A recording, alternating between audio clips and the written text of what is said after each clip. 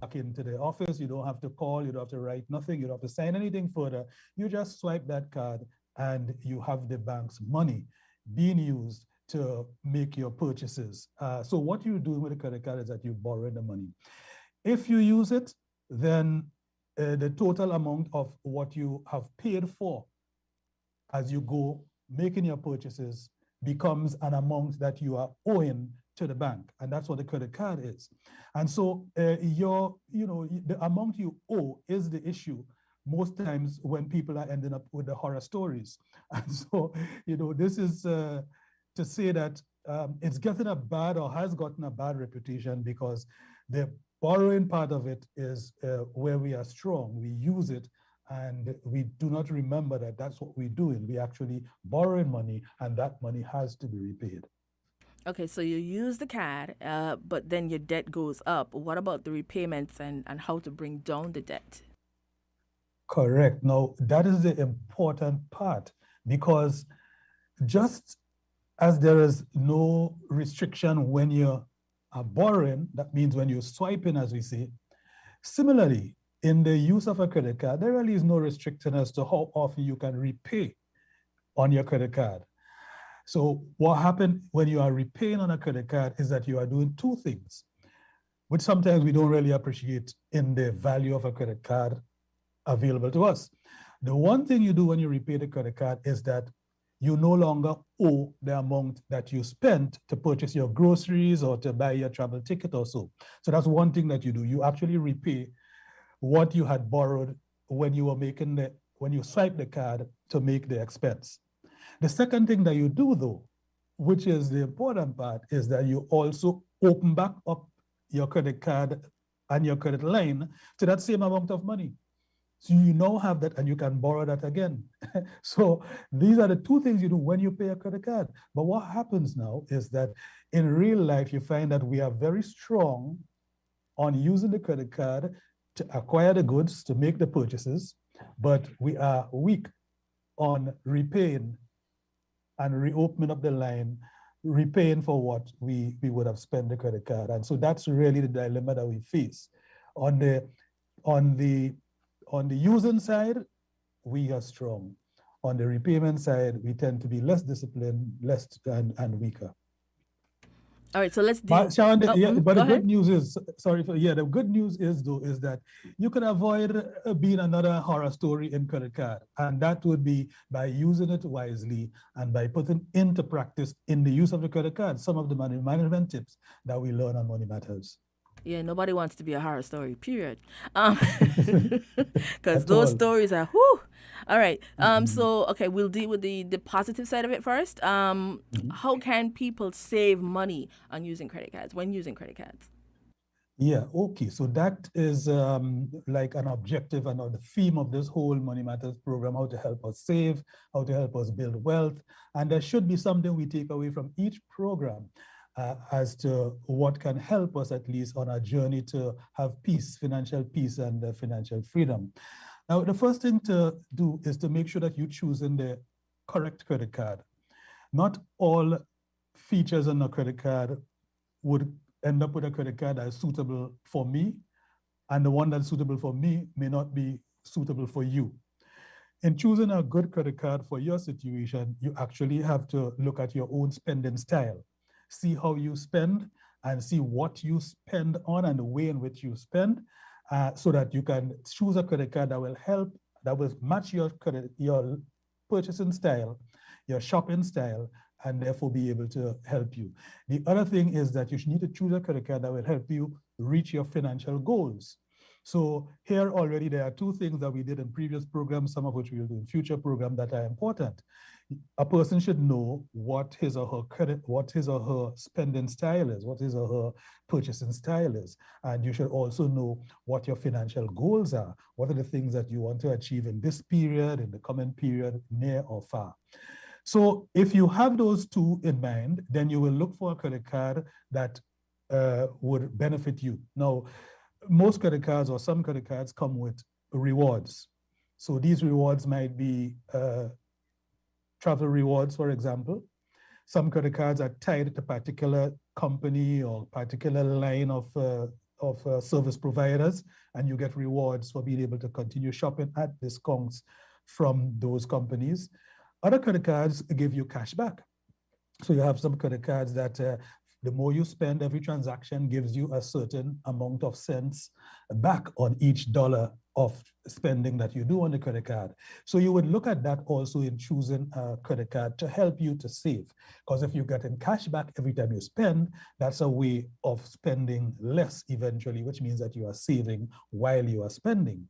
If you are getting travel points, while you are booking flights and while you are paying for groceries, while you are swiping your card, then that means when you are ready to pay for your travel expenses, whether it's to rent a car or to pay for the air ticket, what you are enjoying there is a discount, which means that you have a savings on both sides, a savings when you are paying for the travel service or the grocery, and you also have a saving when you are actually spending because you're using the credit card and it's netted back to you.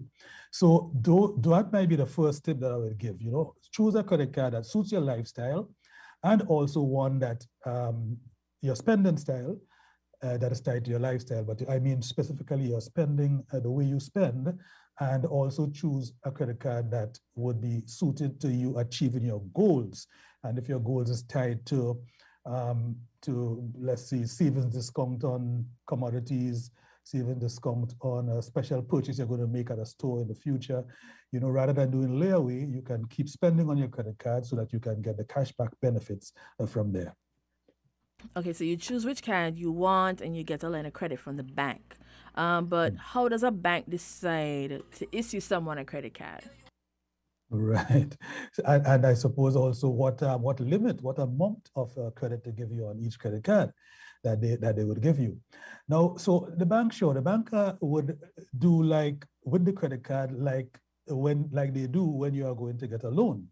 Because what they would want to be sure of as a bank is that the money you will use when you swipe the credit card is money that they will get back because you will repay it. So that's the same thing like a loan. So what the bank does is that it takes your information down to the smallest detail. Yeah. So just like every time you go for a credit, you have to give your income, and what your expenses look like and so on. And they will determine whether in their eyes you are credit worthy or not. In the countries where there are credit bureaus, they would use what's called your credit score. For say an EC country where there is not a credit bureau, this is called the credit worthiness. So you will be credit worthy if you have an income and you have an expense level and your existing debt doesn't really strangle you to the extent that you won't be able to pay back your credit card. So once they determine that you are a credit worthy person, then they will give you a credit card. And that's the main thing, your credit worthiness. Now, they will look into your history. If you had bad loans already, if you had bad debt already, then that will be a negative. But if none of that exists, you would get a credit card. And the limits on the credit card, it doesn't have to be a rich person with a very high income that gets a credit card. Even a store teller with a certain level of income that can, prove that they are credit worthy would be able to get a credit card. So they ask you things like, what's your annual income? They will ask you things like, what you usually spend on for your groceries, what is the amount of your rent or your mortgage, and then they will tally up things and say, okay, you're good for it.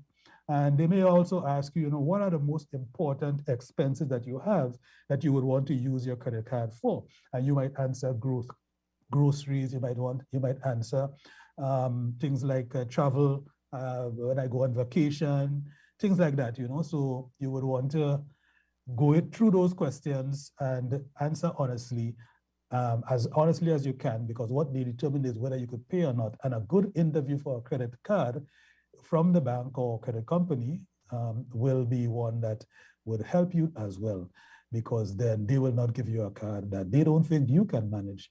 And you would have honestly given your information and you would receive a card that you can truthfully manage.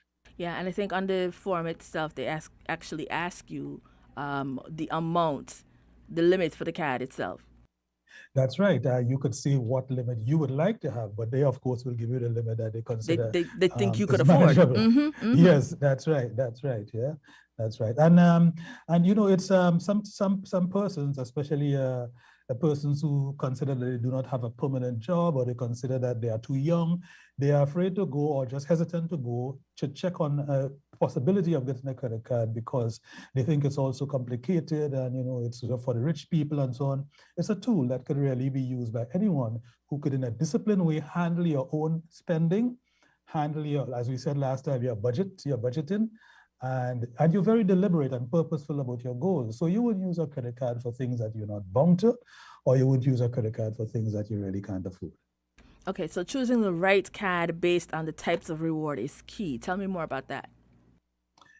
Right. Now, based on the type of reward, let's give an example of what these reward things are. So in reality, let's suppose you had a credit card that gives you cash back. And some credit cards are credit cards from banks, but you also have cards that are in the nature of credit cards, and they are from larger stores, larger companies, and so. What they afford you is that, okay, every time you spend $1 on this card, I will give you back 5 cents. Now, 5 cents is something like a little bit of money. In fact, even if you told me 2 cents, that sounds like a little bit of money. But imagine if you spent $200, you know, 2 cents adds up to a lot, because for every dollar you get 2 cents. So that's what. The travel cards give you points that you can then use when you paying for a ticket, or when you're paying to rent a car, when you're on vacation. And it can even give you benefit if you are using the spa services in certain hotels, you know. So these rewards are not rewards that you receive like in your hand or in your bank account. They are all computed and loaded back into the card that you get as benefits. So if this was a store card, and it's a credit card attached to store spending, cashback, it means that every time the period comes, suppose the rewards is given every quarter, it means every 90 days, all your spending in the eligible places are calculated, and the 40 cents per dollar, as an example, comes onto your card as a credit, which means that you now have 40 cents more for each dollar you had spent in the past that you can now spend in the present or in the future.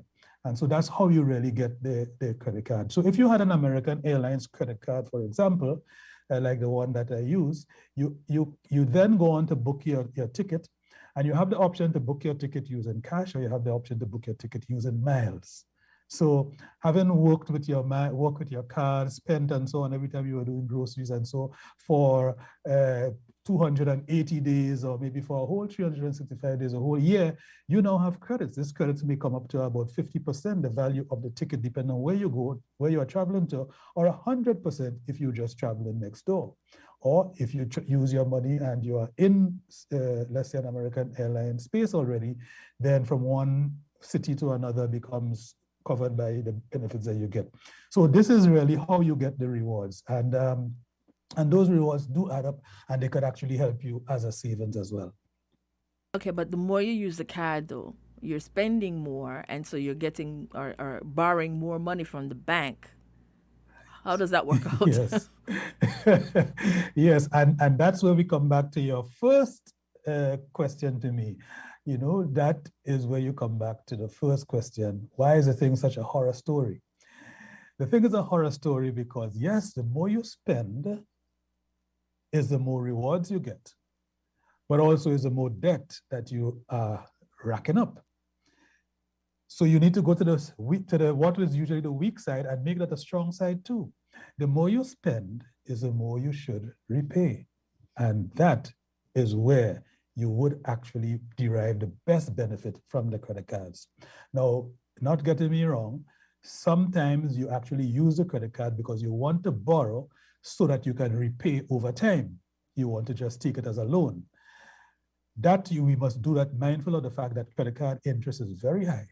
Credit card interest is very high compared to a regular loan interest. So whereas you might get a loan for say 5 or 6% on the credit card, the interest rate on balances on the credit card can range between 15 and 20%. So you want to be careful that you are not borrowing on the credit card and racking up an 18% loan if you are not bound to. Some situations you have to, and it will be using wisely your credit card still, because you are now computing how you will repay that 18% over time. So that is where you have to be careful. The thing about the racking up the debt with the credit card is that you can avoid it by understanding the credit card cycle. Now, the credit card balance that you have based on your purchases in this month is a balance that you will have to pay interest on if you do not repay that amount within or by the end of this cycle. So the credit card computes what you owe and how to charge interest or not charge interest on it based on a cycle. So the way the cycle works is that when you get your credit card statement, you have these important dates on it. You have the statement begin date, you have the statement end date, and you have the statement due date. The statement begin date is the date from which the cycle begins. So if your cycle begins on the 5th of every month, it means that from anything you buy from the 5th of the month comes into this current cycle for credit card billing. Then the second credit card end date is the date at which your billing cycle ends. So in this case, if at the 5th of every month is the credit card statement begin date, then the 4th of the next month will be the credit card billing end date. So anything you buy between the 5th of this month and the 4th of next month comes into the billing and will be charged interest on if you don't repay it by the due date. And the due date is the date at which they give you when you can pay the minimum. And they calculate what the minimum balance is. The minimum balance is usually the interest you owe so far, plus a little bit of the principal, a little bit of the balance on the amount that you have. So so here is where now I'm answering your question now. And I'm giving the tip as to how you really manage your credit card and save from it. If by the due date, you pay only the minimum balance, the minimum amount that they give you, the minimum amount due, what that means is that you will be paying interest on the rest in the next billing cycle, because you have not cleared, yes, because you have not cleared the amount that you spent during the period, the 5th of the last month and the 4th of this month. If you actually pay that, then there is no interest that you will be charged on that amount that you spent in that billing cycle. Sharon, you follow me there? Yeah, I think so. But repeat it again. Sure repeat it again, please. Anything you spend on during the billing period between the statement begin date and the statement end date, anything you spend between that period, in our example, between the 5th of this month and the 4th of next month, if you use your credit card and the amount you spend totals $450, if you pay that $450 before the next cycle starts, you are actually paying no interest on that $450. If, however, you pay the interest that they give you in the minimum amount, and you also pay, let's say, $50, the $400 goes into the next period as a balance you have outstanding, and interest will be charged on that $400. I got I hope that makes it a little yes, clear. it actually does. It does, because sometimes under the statement they say pay like a very small amount, and sometimes you are tempted to only do that and not pay the whole thing because things might be a little hectic that month. But I don't fall for that, so I'm glad I don't. You just explained to me why I don't fall for it. Yes, but I will tell you that there are circumstances and situations in which you would actually pay just the minimum or a little more than the minimum because that's what you can afford that month. We are not saying that there's a crime in that there's a problem in that, or that you are not worthy of a credit card. What we're saying is that you are aware of it, so that the reason why you could not pay this month will not exist next month. So next month you actually try to pay what is due, but you also try to pay what you have, from the balance before. Some people may be able to do it, some people may not be able to do it. But in as much as you keep pushing that $400 down the months, down into the future, that is when you're not only racking up debt by continuing to use the card, but you are also racking up debt by increasing the interest that you are having to pay over time. Because the longer you keep the debt without paying, And the longer you keep the interest on that debt without paying, is the more interest you eventually have to pay. So you get to what is called you max out the card. And when you max out the card, it is one of the most difficult things, and I'm speaking from personal experience here, it is one of the most difficult things to do, to pay down your credit card when it's later on, long after you have spent it. And that's one of the reasons why the credit card horror stories tend to strangle people. You get to the point where you actually don't have control over.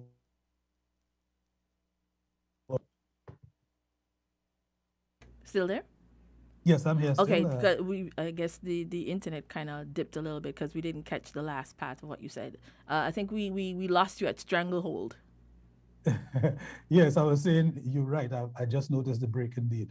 My screen went blank and come back. So we get to the point where if we are allowing the credit card debt to remain, the balance to remain, and even if we could, and worse, if we continue to use the card, what has happened is that we build in that balance, and we also increasing our liability or our debt, indebtedness, because the interest on that balance and on the more balance that you add as you continue to use it increases, because you are not paying in the period as I explained, neither are you paying down the balance. So the interest continue to be on that balance and more balance as you use it. So you get into that stranglehold. And what I mentioned, I don't know if you grasp that point, is that speaking from experience, I was saying that the longer you take into the future with your balance up and your interest, credit card interest building, is the more difficult it is to repay. It becomes extremely difficult, my friends, extremely difficult to repay and to pay down your credit card debt when you allow it to spiral into the future. And that's why the tip here really is to ensure that among the things that you prioritize in from your income from month to month should be settlement of the balance on your credit card, not settlement of the minimum amount due on your statement, but settlement of the balance on the credit card. This is extremely important. And if there's one thing you take away from this 30-minute program, it should be that you should settle your credit card balances when not just the minimum balance, but as much as you can and the total, if you can, from each billing cycle in order to really truly benefit from the use of your credit card. And that's a really good tip, because we can't always do it every single time, because sometimes there are just instances where you have to do what you have to do, but to try to pay it down over a steady amount, over a steady period, you can't help it, but at least you pay every month and you try to get it down. That's a good tip. That's a really good tip. So what other points can you share? Because we're just about getting to that time where we have to wrap up. What other points that you can share? Right. So I would say we take this up again during the common program, and if we have too much. If we have problems, we can do it another time, but we can try to continue with credit cards in the next session. So quickly, very importantly, remember that you can use a credit card just for your personal spending. You could also use a credit card if you're a small business person, wisely in the financing, in the financing of your cash flows as well, and the use of it in order to benefit from the cards just the same. And you want to be certain that you are disciplined. It is not just about the use of the credit card, because a credit card is just a tool you have in your hand. It is about your spending pattern and about your budgeting and your financial control, or your control over your money and your finances. It is not a zombie. Don't run away from it, but you have to be careful when you're using it and be disciplined in your spending habit and about your money handling in order to benefit using it. All right. Thank you so much, Mr. Francis, for another great program. I'm hoping that everybody can take away tips. For those who don't have a CAD and those who are thinking about getting a CAD, they can take away those great tips that you shared with us today. Thank you so much. Thank you so very much, and good day to everyone.